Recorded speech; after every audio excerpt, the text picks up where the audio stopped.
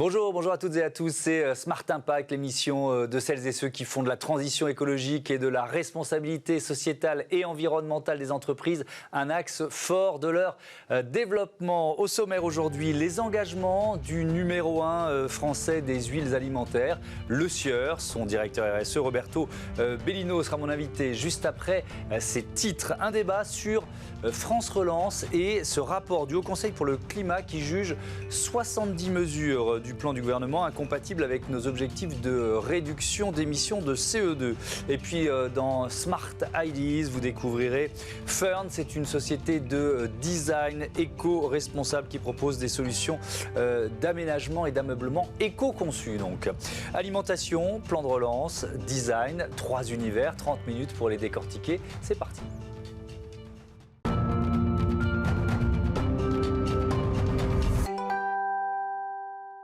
Avec nous en visioconférence, Roberto Bellino, le directeur RSE de Le Sieur. Bonjour, j'espère que vous m'entendez bien. Bonjour, oui, très bien. Bon, la liaison est bonne. C'est l'une des marques évidemment les plus connues en France, Le Sieur, une marque historique née en 1908. Depuis quand est-elle engagée dans une démarche RSE? Est-ce que c'est une démarche longue de plusieurs décennies ou assez récent finalement? En fait, l'engagement de Le Sieur, il est plutôt long. Ça fait en effet plusieurs décennies que Le Sieur intègre l'environnement dans sa stratégie et dans sa démarche. Néanmoins, en début d'année 2020, nous avons voulu relancer cette stratégie RSE et y associer des impacts, des engagements très forts pour 2023. Donc c'est quelque chose qui est dans l'ADN de Le Sieur, mais que nous avons remis au goût du jour, et c'est quelque chose qui en effet évolue également avec le monde dans lequel nous vivons évidemment. Oui, bien sûr, il y a effectivement voilà, une demande très forte des consommateurs, et une marque comme Le Sieur ne peut pas rester sur le côté face à cette demande. Donc c'était il y a un an. Quel bilan vous faites un an après ces nouveaux engagements ? Donc en fait, pour recontextualiser, donc Le Sieur, comme vous l'avez dit, c'est une marque française. On a 4 sites de production situés tous en France, 2 dans le nord à Dunkerque, un à côté de Marseille à Vitrolles et un près de Bordeaux. Et en début d'année 2020, nous avons pris des engagements sur les sujets qui, pour Le Sieur, en fait, sont les plus importants et sur lesquels nous pouvons avoir un impact. Donc c'est des thématiques qui en fait recoupent toute la chaîne de valeur de Le Sieur. Donc le premier est sur l'amont agricole. Donc sur ce sujet-là, nous avons un engagement à 2023 d'être à 100% de nos approvisionnements d'huile en origine France. On est aujourd'hui en 2020 à 77%. Donc on est à un bon score, évidemment. Néanmoins, c'est les derniers pourcents qui vont être les plus difficiles à aller chercher, tout simplement parce qu'il y a certaines matières premières qui sont très complexes à trouver en France. Je prends un exemple, c'est le colza bio.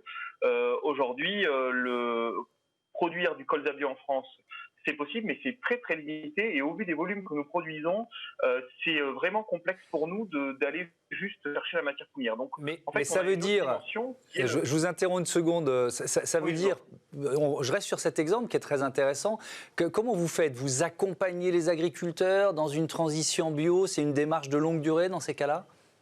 Exactement, en fait, c'est ce qu'on appelle de la construction de filière. On va, nous, aller voir des agriculteurs et des coopératives et des négociants pour justement les convaincre à se lancer dans du colza bio. Pourquoi ils ne se lancent pas dans du colza bio? Tout simplement parce qu'il y a beaucoup de risques. Le colza est une plante qui est plutôt fragile, qui reste une année en terre. Donc quand on fait du bio, évidemment, on a beaucoup plus de risques que quand on fait du conventionnel, et on peut se retrouver à la fin de l'année avec un rendement vraiment presque dévasté. Donc en fait, notre rôle, c'est de montrer qu'il y a un débouché derrière, qu'il y a un vrai intérêt pour le colza bio, pour nos huiles, ce qui est le cas, hein, puisque le consommateur s'intéresse toujours plus au bio, et ensuite d'accompagner avec les centres techniques de la filière les agriculteurs pour que justement ils puissent y aller le plus sereinement possible. Donc ça, c'est quelque chose qui prend du temps. Je vous l'ai dit, le colza reste en terre un an. Donc on est en train de travailler pour que au prochain semis qui va être plutôt en fin août de l'année prochaine, on puisse commencer à créer cette filière de colza bio. Et alors, ça, on va parler des autres engagements, évidemment, ensemble. Quelques chiffres sur le Sieur. Chiffre d'affaires, 578 millions d'euros en 2019. 4 sites de production en France, vous les avez cités. 660 collaborateurs, 510 agriculteurs partenaires. Donc là, on a évoqué l'agriculture engagée. C'est l'un des leviers. Quels sont les autres leviers, Roberto Bellino?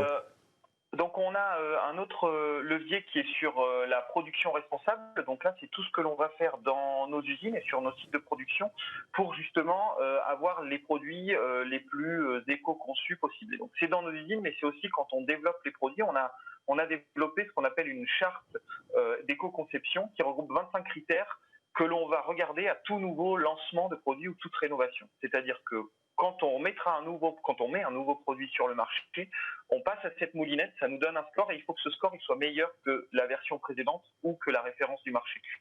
C'est une façon de s'assurer toujours de l'avant et que l'on s'améliore toujours. Ensuite, on a un engagement sur l'économie circulaire. Si vous regardez un rayon d'huile, vous remarquez que la majorité des huiles de tournesol de colza sont emballées dans des emballages plastiques. Donc c'est un vrai sujet pour nous, l'emballage plastique, et on le traite de différentes façons, ce sujet. La première façon, c'est l'intégration de matières recyclées dans nos bouteilles. On a lancé, alors c'était en pleine crise Covid, c'est arrivé sur le marché en avril 2020, là, on a relancé notre gamme 1 litre dans une bouteille qui est 100% en PET recyclé. Et on a pour objectif d'étendre ça à tous nos emballages en PET pour arriver en 2023 à ce que toutes nos bouteilles qui sont en PET intègrent 100% de matière recyclée. Ça, c'est une façon d'améliorer. Ça veut dire qu'aujourd'hui, Roberto Bellino, vous êtes à quel niveau, par exemple, quand vous dites objectif 100% 2023 sur le PET recyclé? On a environ 30% de nos formats, un tiers de nos formats qui sont passés en 100% RPET.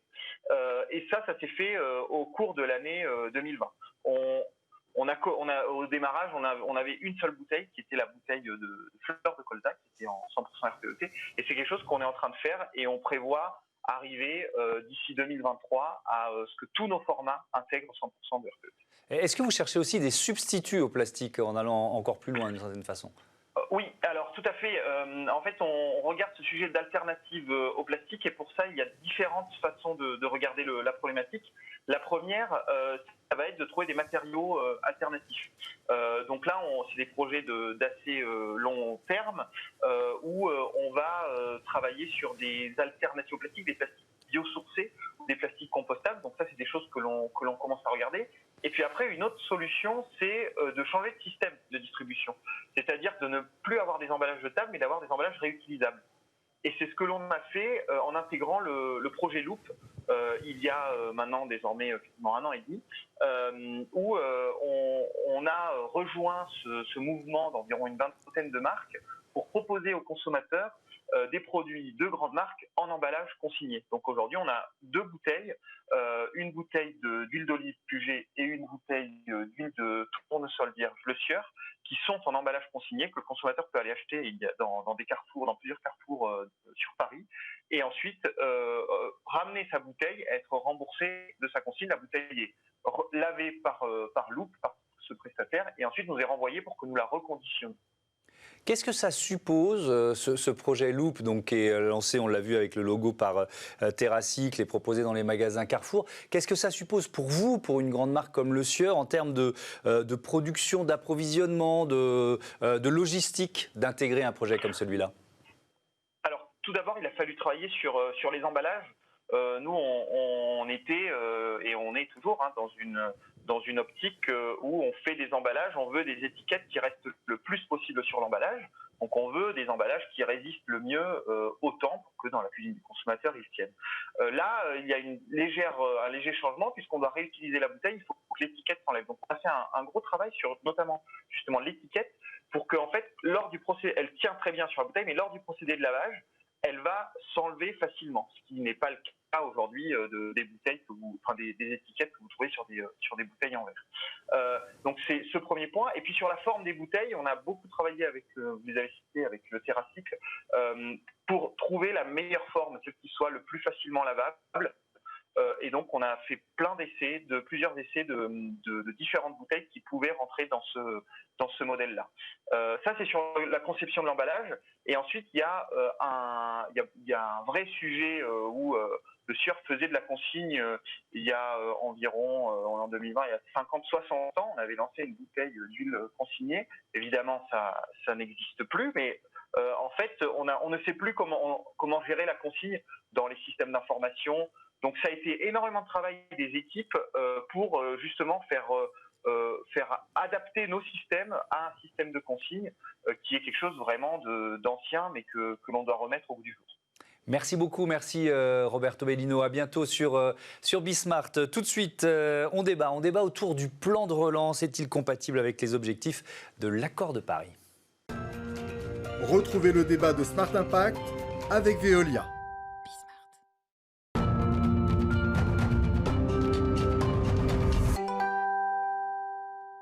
Le plan France Relance est-il compatible avec nos objectifs de réduction d'émissions de CO2? C'est le thème de notre débat avec Dimitri Carbonel, ici en plateau, président de l'Ivosphère. Bonjour Dimitri, bienvenue, heureux de vous retrouver. Et avec nous en visioconférence, Olivier Fontan, qui est le directeur exécutif du Haut Conseil pour le climat. Bonjour Olivier Fontan, bienvenue. Est-ce que vous m'entendez bien? La liaison est-elle bonne? Bonjour, je vous entends bien, merci de votre invitation. Ça marche très bien. Le Haut Conseil pour le climat qui est chargé d'éclairer les politiques de lutte contre le réchauffement climatique, c'est une instance indépendante, formée de climatologues, d'économistes, d'agronomes, de sociologues. Et dans un rapport que vous avez publié le mois dernier, vous évaluez l'impact du plan France Relance, plan de plus de 100 milliards d'euros, je le rappelle. On va peut-être commencer par le positif, Olivier Fontan, les 30,6 milliards budgétés pour la transition écologique. Comment vous évaluez ces mesures ? Alors en fait, le Haut Conseil pour le climat a voulu effectivement se pencher sur ce plan de relance parce qu'on a vu que c'était une opportunité un peu unique dans cette décennie d'investir massivement dans la transition bas carbone. Et au regard du climat, on a trouvé des éléments positifs. Alors pas exactement la même somme que le gouvernement qui a annoncé 30 milliards. On a trouvé 28 milliards qui ne sont pas exactement les mêmes non plus. Mais c'est positif, ça en fait un des plans qui a le plus d'impact dans les plans de relance du G20. On a trouvé qu'il n'y avait pas de soutien aux énergies fossiles, donc ça aussi c'était positif, que c'était un plan qui était orienté vers la décarbonation, vers l'efficacité énergétique, dans la mesure où on a pu analyser les mesures évidemment, parce qu'on s'est penché sur le plan de relance qui a été publié le 3 septembre, qui était présenté au Parlement. Maintenant, il va falloir voir les mesures de mise en œuvre et d'application concrètes et où est l'argent. Donc vous dites, puis après on va consacrer du temps évidemment au bémol, je vais dire ça comme ça, vous dites que c'est l'un des plans les mieux dotés en matière de verdissement, le terme n'est pas très joli, au niveau mondial ? Dans les plans publiés par le G20, de ce qu'on a pu observer jusqu'à présent, c'est un des plans les mieux dotés, oui.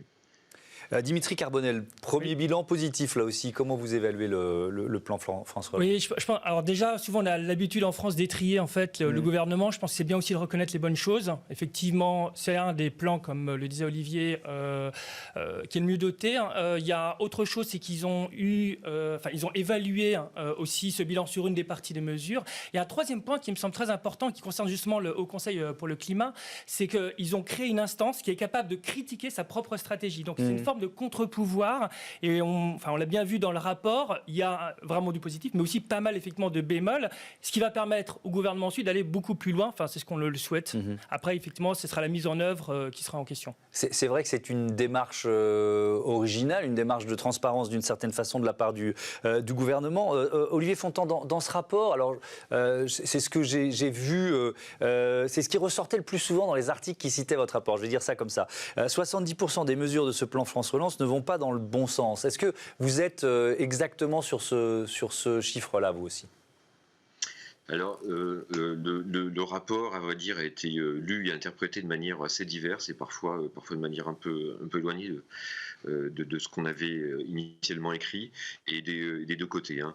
Nous, ce qu'on a voulu montrer d'abord, c'était qu'il y avait une autre manière d'évaluer les budgets publics et les politiques publiques, non pas par rapport à la situation actuelle, mais par rapport à ce qu'on devrait faire, c'est-à-dire par rapport à la trajectoire qui doit nous emmener vers la décarbonation totale de l'économie d'ici 30 ans.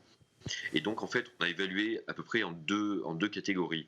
Ce qui contribuait effectivement à cette décarbonation, donc ce qui allait dans le bon sens, ce qui allait dans le sens de la stratégie nationale bas carbone, hein, qui est prévue par la loi, et puis ce qui était dans la continuité, c'est-à-dire ce qui correspondait aux directions et aux trajectoires actuelles.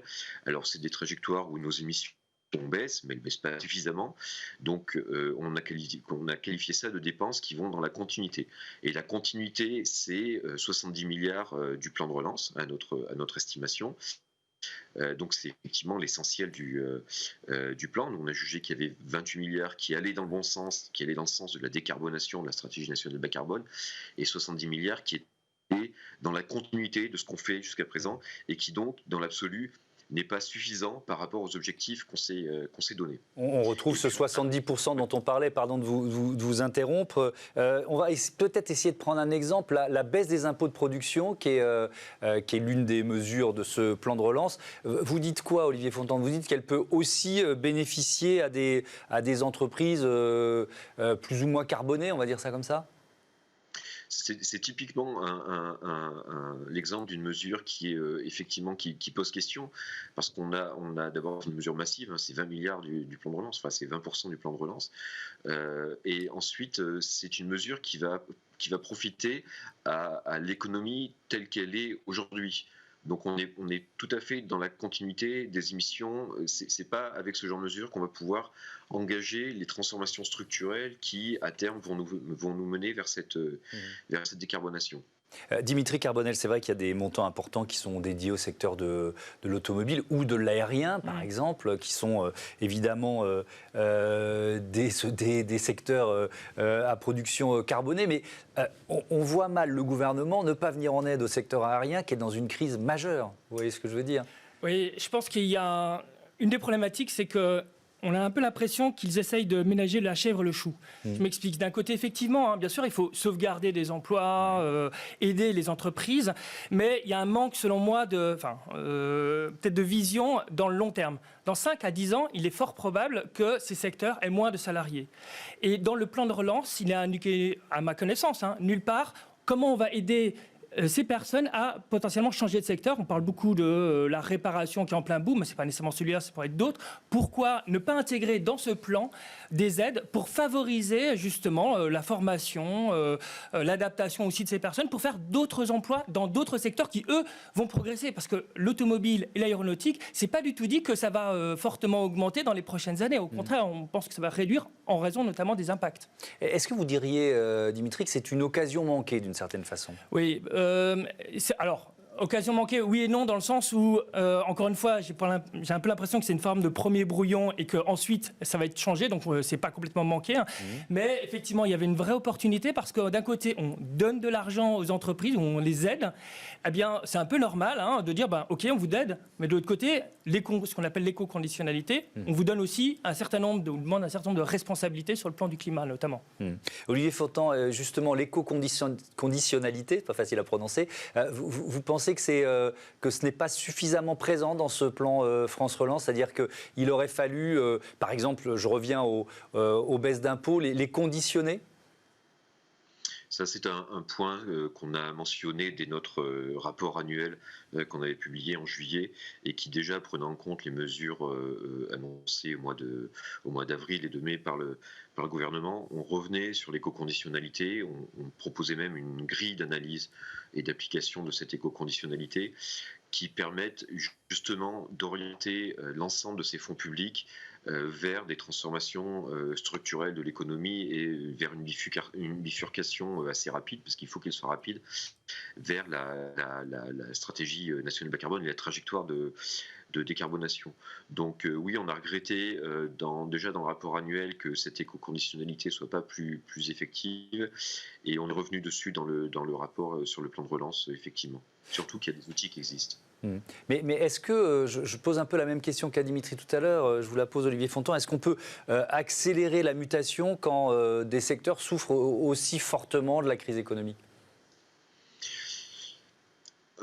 C'est un peu difficile de parler de manière générale, mais évidemment, comme l'a souligné Dimitri, il y a des secteurs qui vont forcément évoluer au cours des années à venir, soit parce que leur production va être modifiée, et là je pense au secteur automobile, où on voit qu'au niveau mondial maintenant, d'une manière de plus en plus rapide, on a une transformation vers le véhicule électrique. Je crois que même le Japon a annoncé ça pour 2035.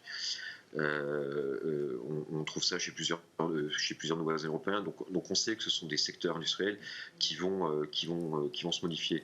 Donc assigner certaines aides publiques en disant c'est pas seulement pour conserver l'existant qui est durement touché par la crise, mais c'est aussi pour vous aider à vous transformer et mieux faire face aux crises qui vont venir, enfin aux transformations qui vont venir d'ici à la fin de la décennie. Ça aurait pu être un point important, ou alors tourner l'aide plus vers les employés que vers les structures industrielles qui à terme pourraient péricliter. Dimitri Carbonel, il nous reste un peu plus d'une minute 30, quel autre manque important vous avez relevé, vous, dans ce plan de relance, si vous deviez en citer un? Oui, il y en a, alors je vais peut-être rapidement deux, mais ce sera rapide. Un, c'est vraiment l'adaptation. Il va y avoir des impacts climatiques. Comment est-ce qu'on va aider, par exemple, les agriculteurs, les entreprises qui ont des bâtiments, etc., à faire face aux inondations qui vont certainement augmenter, par exemple, au réchauffement climatique qui va avoir des impacts.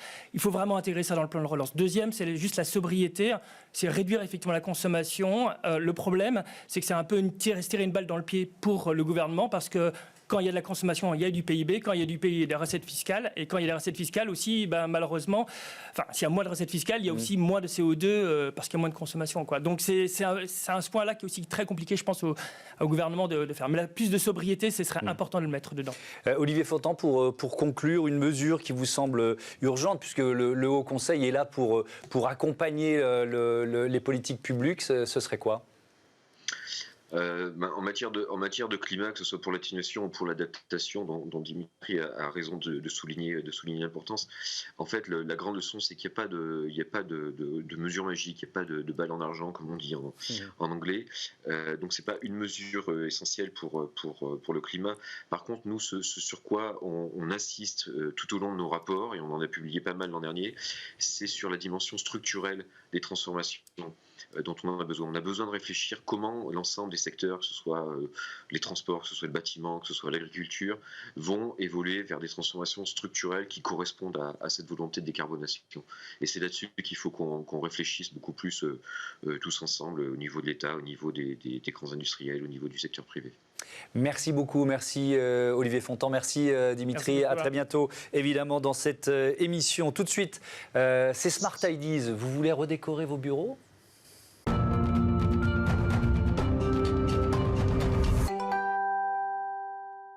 Le design est un moteur de changement, c'est la conviction de mon invité. Bonjour Cécile Imbert. Bonjour. Bienvenue, vous êtes la fondatrice de Fern, c'est une agence de design.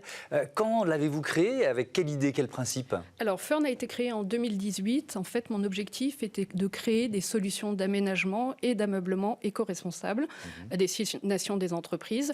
Et pour moi, ce qui était très important, c'était en fait de démontrer qu'on pouvait faire du design de qualité à partir d'un dialogue entre matériaux réemployés et recyclés, et notamment aussi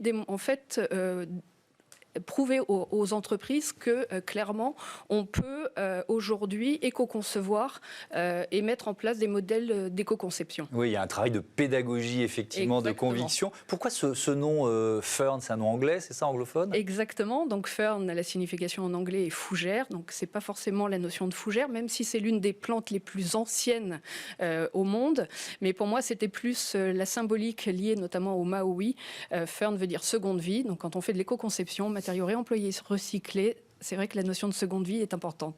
Le design moteur de changement, c'est vrai que c'est l'un de vos leitmotifs. Ça veut dire quoi? Ça veut dire que dès la conception d'un projet, il faut penser durabilité, économie circulaire? Exactement. En fait, aujourd'hui, on sait que 80% des impacts en fait, sur l'environnement sont liés en fait, aux premières étapes de conception. Donc nous, on a mis en place une méthodologie en fait, d'éco-conception qui est basée sur 4 piliers. Il y a la notion de matériaux. Aujourd'hui, on sait que 56% de l'empreinte carbone d'un bâtiment provient du choix des matériaux. Donc clairement, faire le choix de matériaux réemployés permet de réduire cette empreinte carbone. C'est également ce qu'on appelle le design circulaire, c'est-à-dire dès la conception d'un projet d'aménagement et d'une collection de mobilier, c'est réellement réfléchir en fait à la fin de vie et donc créer en anticipant en fait le démantèlement. C'est-à-dire on crée un meuble en se disant qu'est-ce qui deviendra quand on va démonter. Et donc ce design circulaire permet justement de démanteler en fait pièce par pièce et de faire en sorte que chaque matériau puisse repartir dans une filière de recyclage et de réemploi. Ensuite, il y a la notion de fabrication. Donc là, il faut trouver en fait les artisans qui sont capables de travailler ces matériaux et ça notamment parce que les matériaux réemployés et recyclés, c'est pas du produit industriel, donc il y a plus de contraintes et plus de travail. Et enfin, le dernier point, ce qui est très important aussi quand on fait un projet comme d'éco-conception, c'est la notion de fin de vie. Et donc pour nous, quand on arrive sur un nouveau projet, en fait, on récupère un existant. Et donc cet existant, il faut le traiter aussi déjà dans une filière d'économie circulaire.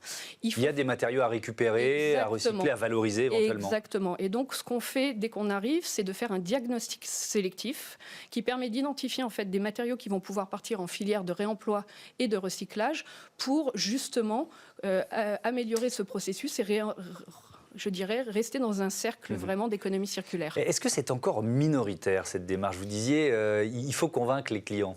Il faut les convaincre. Aujourd'hui, contrairement à beaucoup de secteurs où on voit la réglementation comme une menace, aujourd'hui, que ce soit au niveau national ou au niveau européen, on a clairement un soutien. On a la loi économie circulaire en France qui vient justement, on va dire, presque contraindre les fabricants et le secteur de la construction à mettre en place en fait des mécanismes d'éco-conception et d'économie circulaire. Donc heureusement qu'il y a une pression réglementaire. Oui, et puis on retrouve ça aussi au niveau de l'Europe. On a le Green Deal européen et là aussi, clairement, l'économie circulaire, l'éco-conception sont clairement aujourd'hui poussées, favorisées par la réglementation. Et donc, on le sait, aujourd'hui, le secteur de la construction va avoir une obligation de plus en plus importante à passer sur des modèles d'éco-conception. Et donc là, on a passé beaucoup de temps, il reste moins d'une minute, sur l'impact environnemental. L'impact social, vous l'intégrez aussi au projet ? Oui, en fait, ce qui est très important pour nous, et c'est ça aussi qu'on a voulu développer, on est dans un contexte aussi de greenwashing. Parler d'éco-conception, c'est être capable de mesurer.